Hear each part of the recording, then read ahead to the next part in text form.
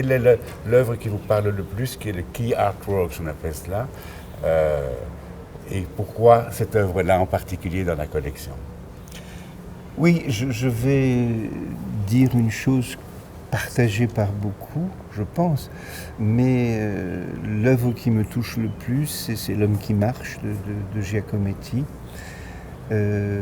C'est L'homme qui marche parce que justement cette fondation est dédiée à cette idée que le mouvement de la création n'a jamais de fin, le mouvement humain n'a jamais de fin, et qu'il est important de toujours se dire qu'on peut se mettre debout, on peut avancer, notamment grâce à l'art, grâce aux autres.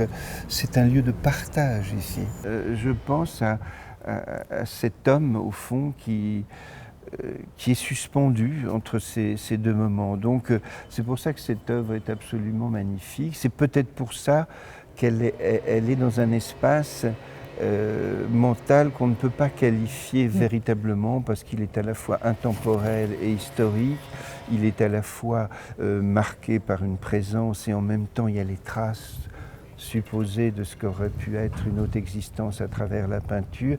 Il est dans un espace non fonctionnel, donc c'est peut-être pour ça que on peut dire que cette sculpture est dans un espace sacré, il y a quelque chose de sacré, puisqu'elle n'est pas prise dans les fonctions et les obligations et les règles du temps. C'est peut-être ça une des définitions du sacré, puisqu'elle n'appartient pas au temps, à quoi appartient-elle?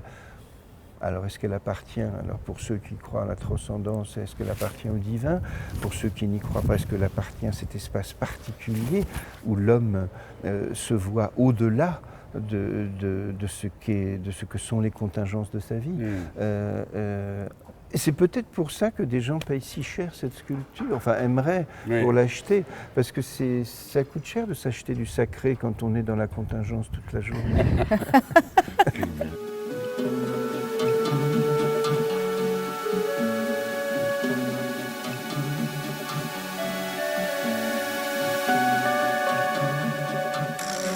Alukenu ngolo fwa damu bingi kiasi mwene wando kala benyaba ngondo yanye mona mwenye ya weza mona mwenye